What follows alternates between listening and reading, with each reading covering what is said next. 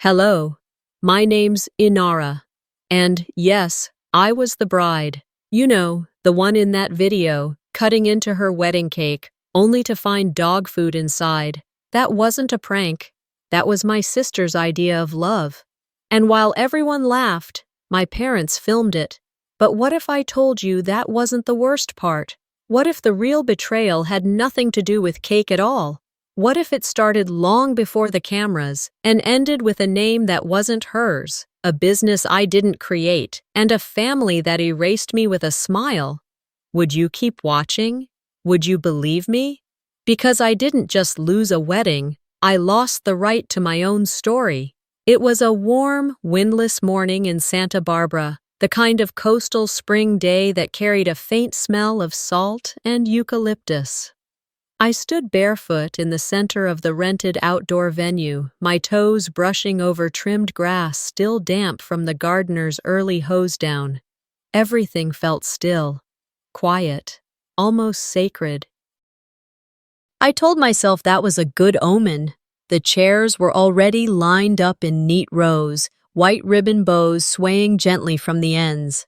I checked the floral arrangements one more time. Hydrangeas and dusty roses I'd assembled myself the night before because the florist canceled last minute. I didn't mind. I'd planned this entire wedding without help, without fuss. I'd paid for it myself too, down to the last tablecloth and dessert fork. There was no bridal party, no drama, just me, Dorian, and a small circle of guests I'd narrowed down after Mom insisted, "Keep it intimate. We don't need your college friends taking up space." What she meant was, we don't want anyone here who remembers when Callista wasn't the perfect one. Still, I nodded. I always nodded. Inside the dressing area, I adjusted my dress in front of the mirror. It wasn't flashy, just a simple A-line gown with lace at the collar and sleeves. I'd bought it secondhand from a shop in San Luis Obispo. I'd tailored it myself. Callista would have sneered if she knew that. She once said anything less than a designer label was basically charity wear. But I loved the way it hugged my frame, quiet like me. Then the air shifted.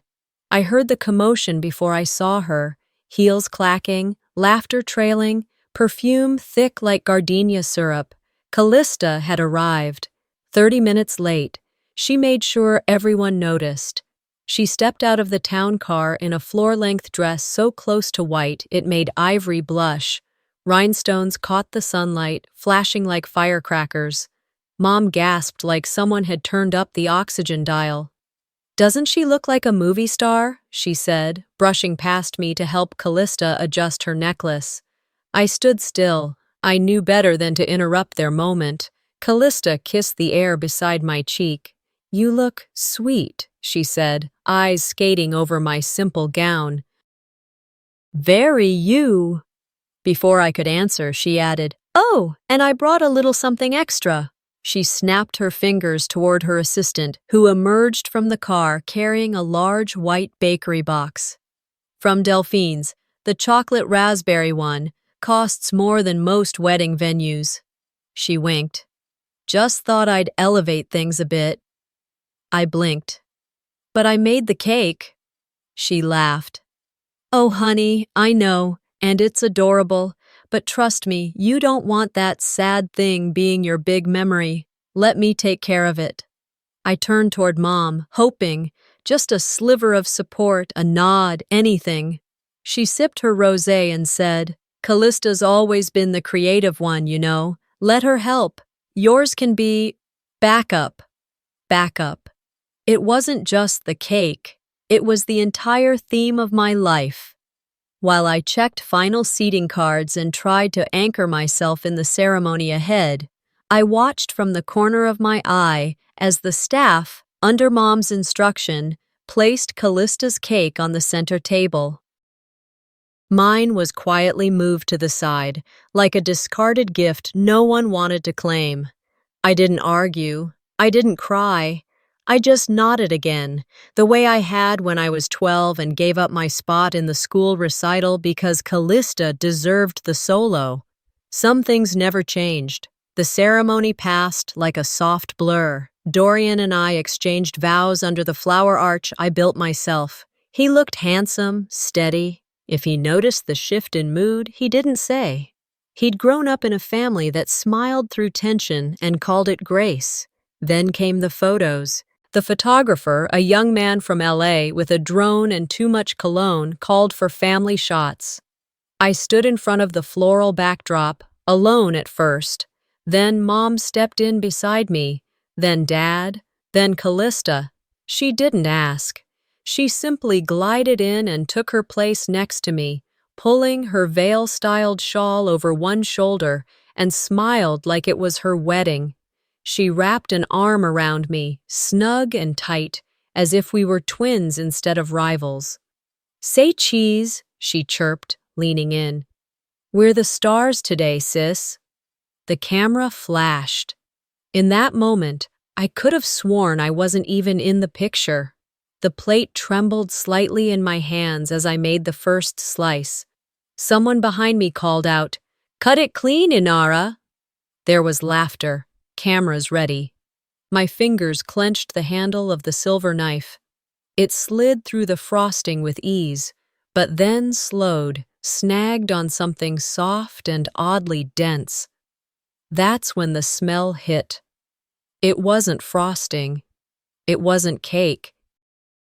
It was metallic, warm, animal. My breath caught as I looked down and saw a brown, meaty paste oozing between the layers. The room spun slightly, not because I was dizzy, but because my body didn't know how else to react. My wedding cake had been filled with dog food, literal canned dog food. I lowered the knife, set the plate down gently. My fingers felt numb. The laughter didn't stop. In fact, it got louder. "Relax, it's just a joke," Callista chirped from behind me, like we were on some hidden camera show. "You didn't really think I'd let that dry thing be the centerpiece, did you?" She was grinning, all teeth and pride, sipping champagne as if this was her personal roast. I heard the lens clicks, the soft ding of a phone notification. Then another. Mom clinked her glass and laughed through her nose. "Oh, come on. Inara's always been a little too delicate." She didn't look at me, not once. And there was Dad, holding up his phone, steady and focused, like he was filming a wildlife documentary. No expression, no shame, just recording. The blood drained from my face, but I stayed still, completely still. I remember thinking, if I move now, I'll either break every dish in this place or cry loud enough to empty the whole venue. So I did the only thing I could. I walked away. My heels clicked softly against the stone tiles as I stepped off the raised platform. A toddler giggled at something. My dress caught on the edge of a chair and tugged slightly. I didn't turn around. No one stopped me. Not Dorian, not my parents, not even the woman who called herself my sister. Outside, the sunlight felt like too much. I bent down, slipped off my shoes, and carried them in one hand. The gravel path felt coarse and grounding beneath my bare feet. I stood at the edge of the venue's garden fence and looked back. Through the tall glass panels, I saw it all. Callista had taken my place on the mic, standing exactly where I had stood, wearing a dress so close to white that strangers probably thought she was the bride. "Thanks everyone for being here," she said, smiling wide. "We hope this celebration brings you joy, especially now, because who doesn't love a little surprise, right?" The room erupted in laughter. Someone handed her a bouquet, mine. She accepted it like a trophy, like the day had been hers all along. And then it happened. My parents, my own flesh and blood, stood and applauded. Applauded for the woman who filled my cake with canned meat and called it love. I didn't cry. Not then. I just stood there for a long while, barefoot on the edge of the world I had worked so hard to build. And I realized something that had taken me 34 years to understand. They didn't just replace my cake, they replaced me. After I left the venue, I didn't go to a hotel or some friend's house. I went straight home. The same one-bedroom apartment I'd been living in for 5 years, where the air smelled faintly of eucalyptus from the diffuser I kept near the door. It was quiet inside, still. Not like the silence at the wedding, which had been heavy and watched. This was solitude. And for a few minutes, I could finally let my shoulders fall. I didn't take off the dress. I just sat down on the edge of my couch and let the fabric spill over the floor like a defeated flag. The crinoline beneath bunched around my legs. I slid off my shoes and laid them neatly to the side, because habits don't disappear just because your dignity has. The cake was the punchline. I was the joke. I'd never been one for big scenes or messy confrontations, but even I hadn't expected to be dismissed that easily, replaced even. And yet, as I replayed it all, the cheers, the laughter, Callista's smug face, I realized it wasn't new. It was just louder this time. 3 weeks earlier, Mom had called me while I was driving home from work. Her voice was calm, sweet even, which I should have known meant something was coming. "Honey, we need to trim the guest list. It's a little bloated." I laughed at first. "What do you mean bloated?" "Well," she said with that practiced softness, "Dorian's side is so professional, so elegant. We just don't want your side feeling unbalanced." "Unbalanced?" I repeated, knowing full well what she meant. "You mean too real?" She didn't answer. But the next day, she emailed me a revised guest list with a bunch of names crossed out. Narita, my childhood best friend, Professor Lane, my college mentor, my old co-worker Karen, who once sat with me in an ER waiting room at 3 a.m. when I thought I was having a stroke. All gone. "They just don't match the aesthetic," Mom had said, like my life needed curation. And I'd let her do it. I'd let her erase the people who actually mattered. During the final dress fitting, she stood behind me, smoothing the train with her palms. "You know," she began, "Callista tried on something similar, but it was too plain on her. For you, though, it works. You've always looked best in simple."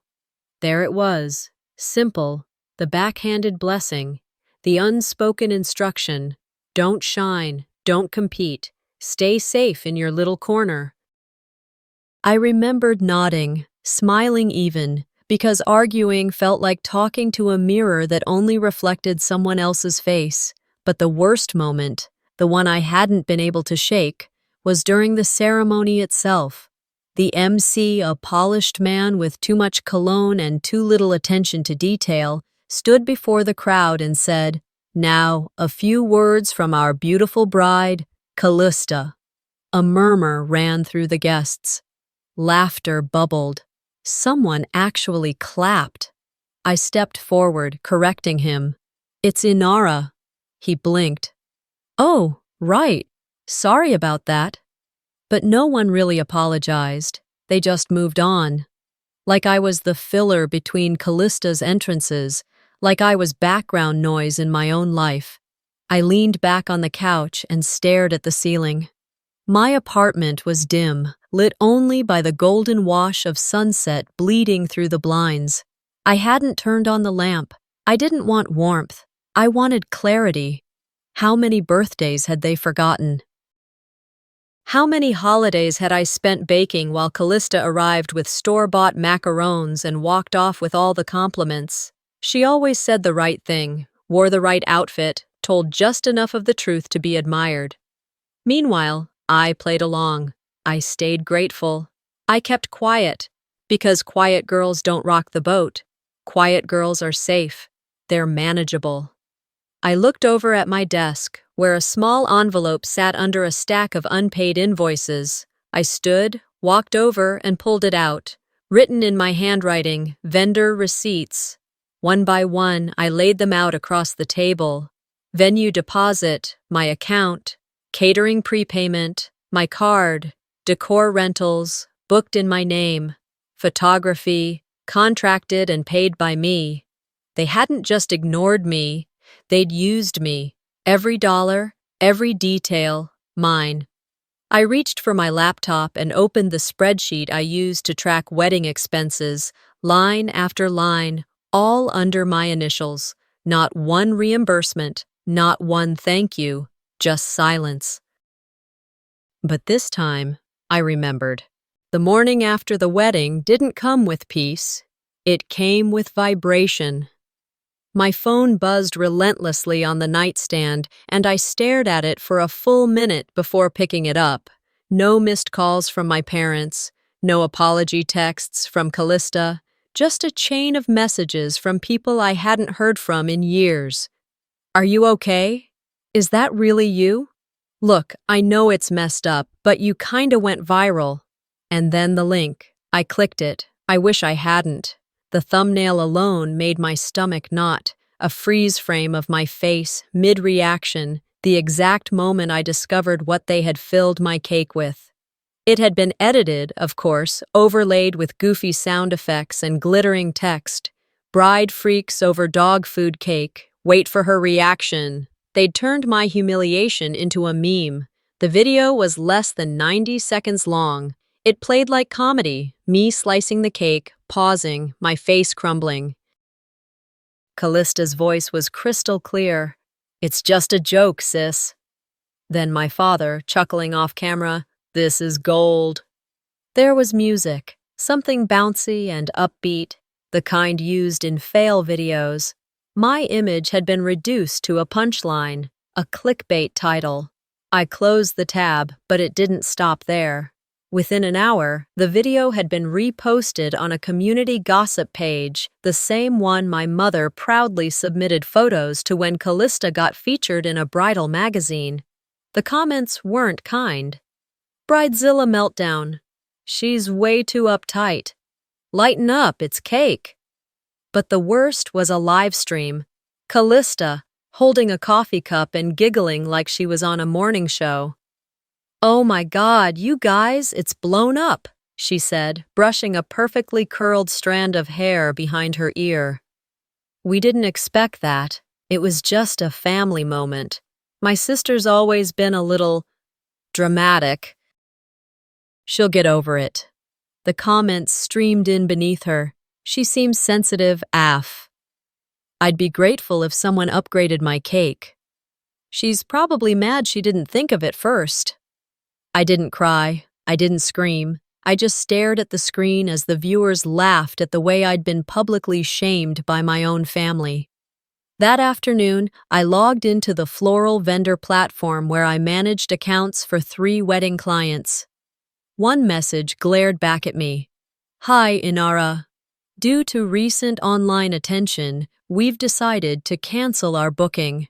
We're looking for a vendor with less visibility." I sat frozen, not because I hadn't seen it coming, but because I'd allowed it. I shut the laptop slowly, stood up, and walked into the bathroom. The mirror didn't lie. My face looked drawn, lips dry, the imprint of tears I hadn't let fall still clinging beneath my eyes. I whispered to my reflection, "If they want a show, I'll give them the finale." And then I did what I should have done months ago. I walked into the kitchen, pulled out the thick binder I'd used to plan the wedding, full of receipts, contracts, email printouts. I cleared a space on the table, opened my laptop again, and started typing. The file name was simple: Formal Complaint Draft. I typed like I was remembering everything for the first time. Line after line, I documented the payments I'd made, the contracts signed in my name, the digital evidence that proved how much of this day, this public nightmare, had come from my effort and my wallet. I wrote without rage, without tears, just focus, because humiliation was one thing, but identity theft? That was something else entirely. They could joke, they could laugh, But there's something about paper, official, notarized, time-stamped, that doesn't go viral. It just waits for court dates. This wasn't about revenge anymore. It was about reclaiming a name they smeared with frosting and mockery, and that name was mine. They started the show, Callista. Now, I'll finish it. By the third day, the sting of public shame had dulled into something quieter, sharper maybe, but contained. Like a paper cut, you stop noticing until soap hits it. I hadn't left the apartment. Not because I couldn't face the world, but because the world had already seen enough of me. My wedding, my humiliation, had made the rounds online, chewed up and turned into some viral laughingstock. But I hadn't finished processing it all until I stumbled on something I hadn't noticed before. It started when I was clearing out my email, trying to find the original invoice from the bakery I'd chosen. Not the bakery Callista hijacked with her expensive, elevated dessert, but the little one tucked behind the coffee shop on Fairmont, the one run by Miss Helen and her daughter, who still hand-piped roses the old way. I wanted the receipt for the refund, or maybe just closure. Instead, I found a legal confirmation email, CC'd to Inara F. Lowell. At first, I thought it was spam, but the sender was legit, a business registration agency. Subject line, Finalization of Bakery LLC filing. I clicked it open, and my stomach dropped. 2 months ago, while I was busy juggling catering and flower orders, Callista had filed for a wedding cake business under my full name. Used my address, even my old EIN number from when I tried to freelance as a floral designer. I sat there stunned, scrolling through the attachments. Logo drafts, a domain name, a listing in a bridal vendor directory, all under my identity, all without a word. The worst part? I remembered the day she asked me to drive her downtown, saying she needed help dropping off some paperwork for taxes. I'd waited in the car for 20 minutes while she walked into the county building, came out smiling and said, "Thanks, sis, you're always such a lifesaver." I thought she meant the ride. Turns out she meant something else entirely. I stared at her signature on the registration, an imitation of mine. Not perfect, but close enough to pass. I could feel my jaw tighten, my hands steady as I clicked save, downloaded everything, and backed it up to 3 different folders. My phone lit up with a text from her, as if she could sense the shift. Callista, hope you're taking some time to cool off. No one meant harm. It was just meant to be funny.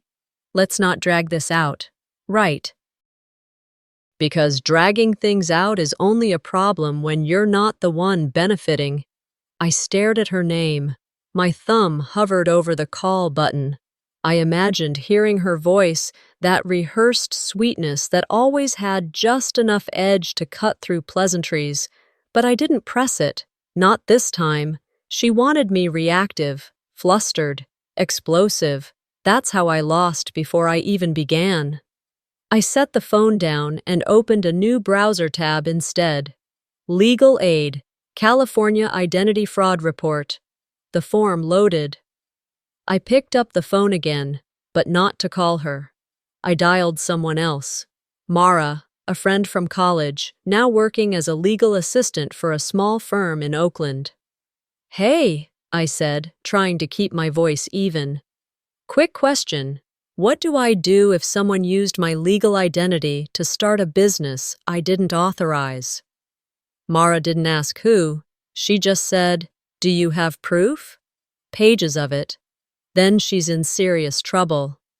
We talked for 20 minutes.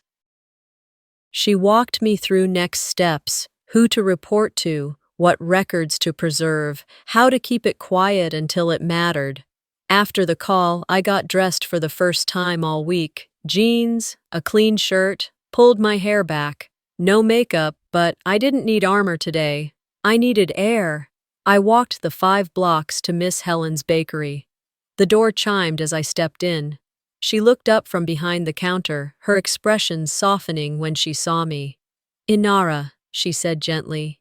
"You okay, honey?" I nodded. "I think I will be." I bought a single cupcake, chocolate, with a swirl of vanilla frosting. I took it outside and sat on the bench beside the potted herbs.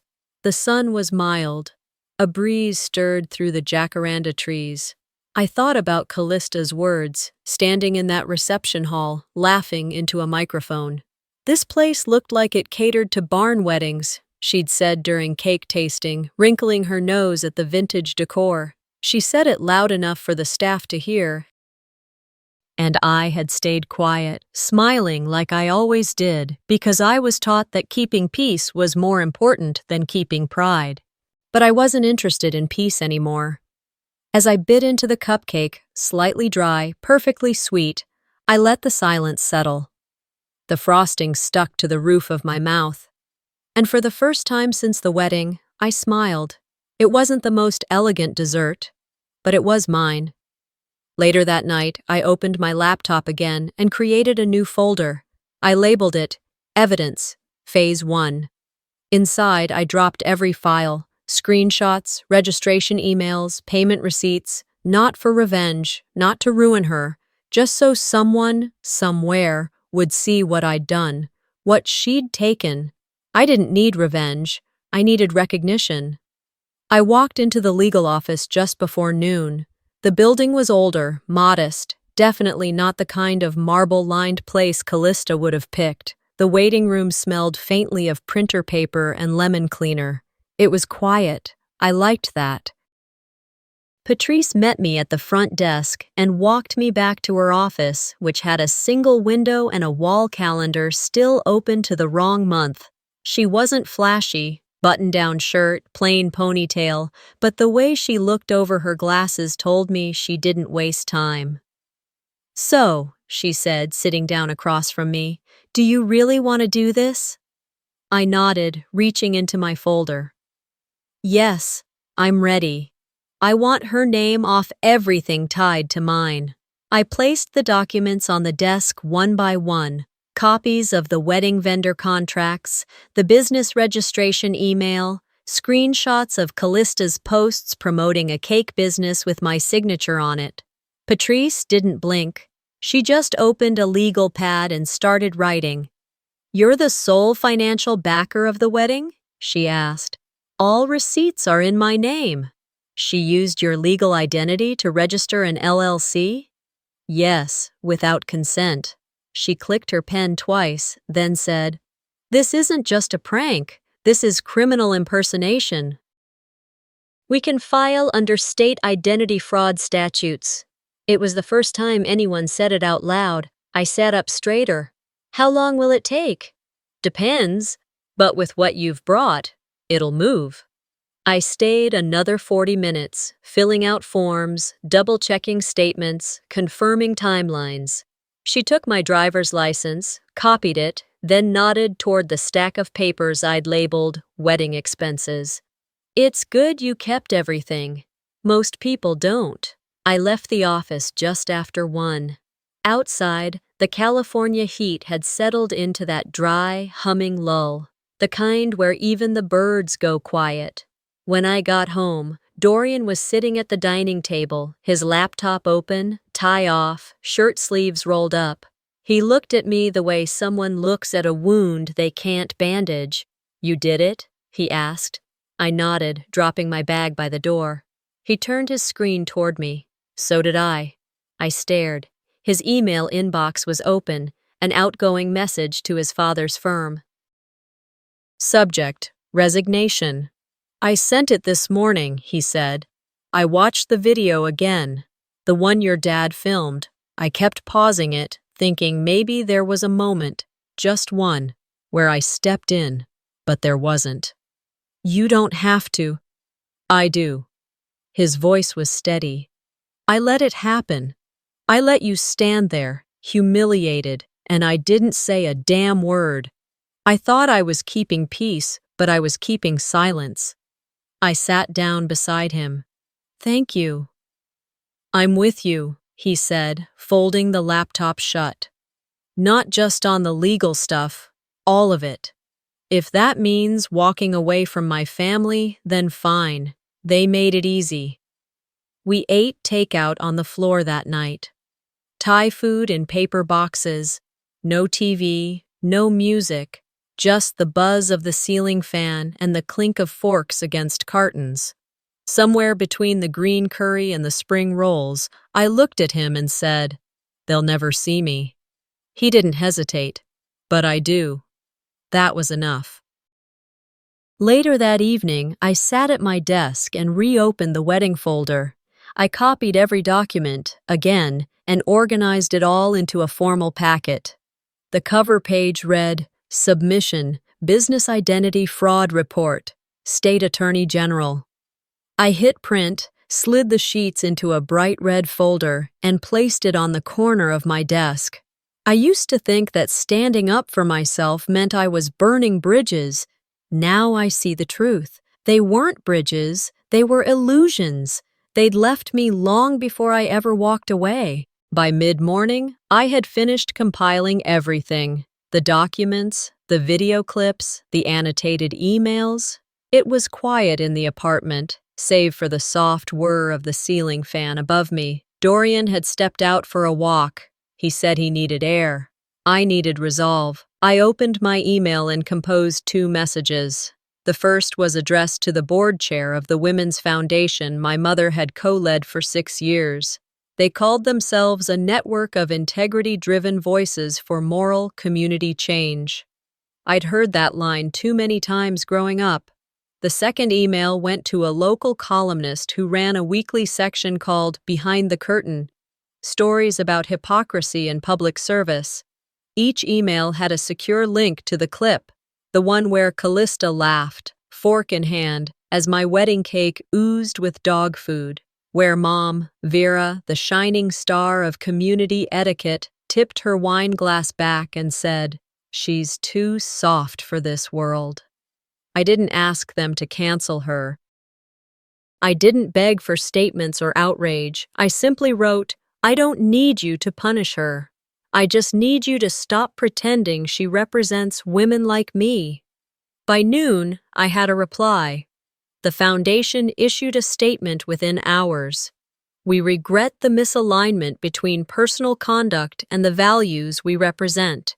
Effective immediately, Vera Lowell has stepped down from her role." They never named me, but they didn't have to. The same afternoon, Callista took to Instagram, a series of black and white selfies, eyes slightly red, captions vague.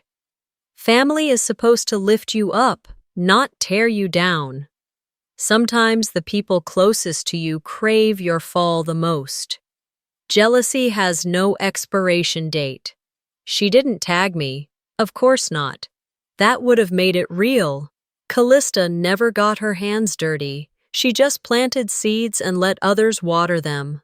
That night, I walked to the corner courier office before it closed. The clerk, a man named Jeff, who looked like he once played high school football but never quite let it go, smiled politely as I handed over the white box. "Special delivery?" he asked, scanning the barcode. "Something like that," I said, keeping my voice calm. Inside the box was a single slice of the cake I'd made, the one I spent 2 nights baking, frosting, decorating, the one they'd pushed to the side like it was a side dish to Callista's spotlight. I'd preserved it carefully, sealed it, chilled it just enough. I tucked in a handwritten note on a pale pink card. "This was meant to be love, but you chose cruelty." I didn't need her to read it. I just needed her to receive it. Back at the apartment, I poured myself a glass of water, sat on the couch, and waited. Not for a call, not even for rage, for silence, because that's what I'd learned they couldn't stand. Not the confrontation, not the drama, the silence, the mirror they couldn't control. The voicemail came at 7:13 p.m. from Mom. "I hope you're happy." Her voice clipped, brittle. "You destroyed everything your sister built. Your father and I I deleted it before she finished. I didn't need to hear the end. For the first time in my life, I was happy not knowing how their sentence ended. There was nothing left to salvage, no second round of explanations, no halfway reconciliation, no toxic peace treaties, just me. And that was enough. The week after the wedding crawled like honey in cold glass, slow, heavy, almost sticky in its silence. Most people expected me to fade, to recoil, maybe take a trip, or post a cryptic status about healing and learning to forgive. That's how women like me were expected to disappear, neatly, quietly, without confrontation. But I didn't vanish. I finished packing that Saturday morning. There were no tearful goodbyes, no dramatic speeches, just a few labeled boxes, 2 duffel bags, and a train ticket with no return date. Dorian helped me load everything into the Uber, neither of us speaking much, not because there was nothing to say, but because everything had already been said. By then, Callista's cake brand had taken a hit, a quiet one, but deep enough to bruise.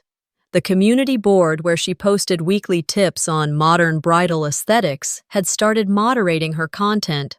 One post was removed for promoting a business under false representation. A few of her local vendor collaborations had quietly ended too. No statements, just distance. She didn't fight back publicly, no long captions, no TikTok tears. Just a slow fade of relevance, which for Callista was its own kind of death. Dorian's parents never called, not even to ask where he'd gone. That morning, before we left town, I went back to the flower shop one last time. The bell above the door chimed like it always had. The counter still smelled of eucalyptus and lavender. I had loved that place, poured years into it, but it wasn't mine anymore, not the way I wanted. I placed the keys on the register and left a note in an envelope marked Narita. "I left this place better than I found it," I wrote. "That's enough." We stopped by the station with 10 minutes to spare. The platform was empty, just the occasional voice over the loudspeaker and the hum of an approaching train in the distance. Dorian stood beside me, hands in his coat pockets. "You ready?" he asked. I didn't answer. I just took his hand and squeezed it. When we boarded, I chose a window seat. He let me have it without question. I pulled a small box from my bag, plain white, tied with twine, and placed it on the table between us. Inside was a single-layer cake, the kind I would have wanted. Simple, no gimmicks, no pranks. When the train pulled out of the station, I cut into it slowly. No applause, no cameras, just me, Dorian, and the quiet clatter of metal wheels over track. "This one's real," I whispered. Hours later, somewhere past Salinas, I uploaded one final video. It wasn't for social media, it wasn't for exposure, it was set to private, unlisted. In it, I looked straight into the camera and said, "I'm not coming back, not to that house, that family, that version of me. But if you're watching this, and if you've ever been the one laughed at, overlooked, made the joke, this is for you. You can leave, you can start again. Quiet is power, and peace doesn't need an audience." I didn't cry, not even when I hit upload. Later that night, I received a small envelope at the hotel in Monterey. The front was scribbled in my mother's unmistakable handwriting. Inside was a birthday card with a $20 bill tucked in and a line that said, "Don't punish us forever, you're still our daughter." I tore it in half, not out of anger, but because closure sometimes looks like refusal, not rage, just release. We checked out the next morning, no plan beyond driving north, somewhere quieter, somewhere honest. Somewhere I'd never have to flinch at the word family. It had rained lightly the night before, just enough to wash the streets clean and leave a crispness in the air. The town I was in now didn't have skyscrapers or traffic that swallowed entire afternoons. It had wind chimes, uneven sidewalks, and neighbors who still waved from their porches. No one knew my name here. And for the first time in a long while, I liked it that way. I sat at a small cafe wedged between a bookstore and a used record shop. A golden retriever slept beside its owner 2 tables down. My coffee was lukewarm, but I didn't mind. I wasn't here for caffeine. I was here for stillness.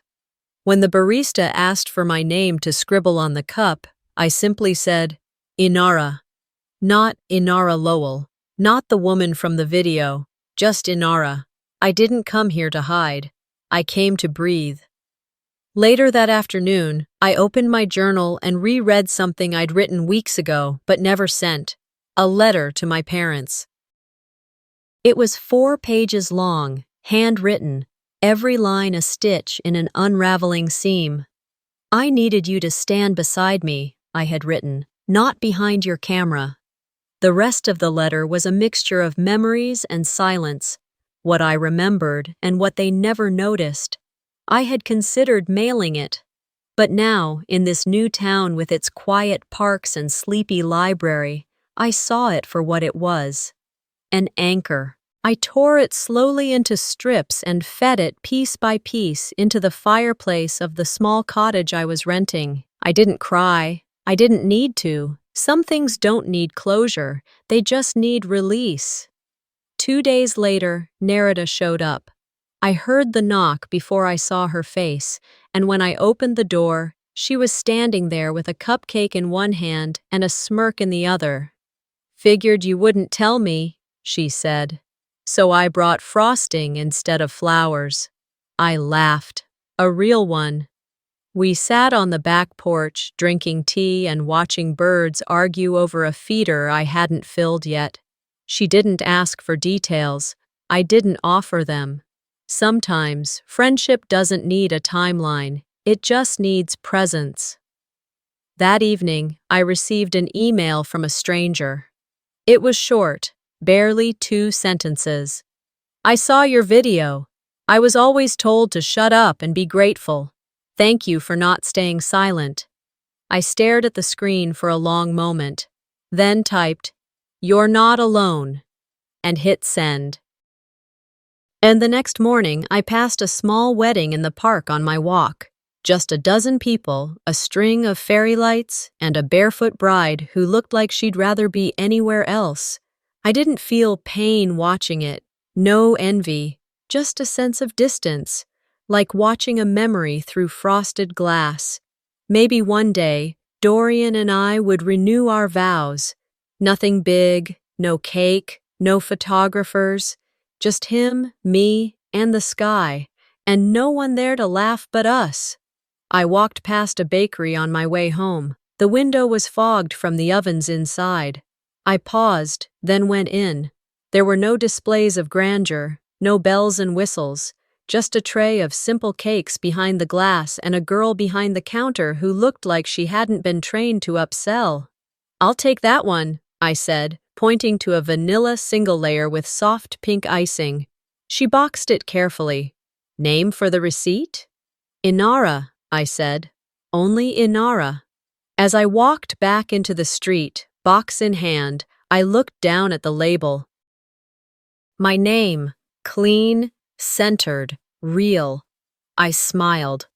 This was my cake, my name, my life, and finally, all of it belonged to me.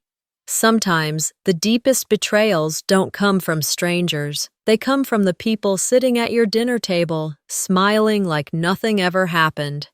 This story isn't just about a ruined wedding cake. It's about what happens when you finally stop asking to be seen and start showing up for yourself. Have you ever had to walk away from your own family to protect your peace? We'd love to hear your story in the comments. And if this resonated with you, don't forget to subscribe for more real stories that dig deep, speak truth, and remind us we're not alone.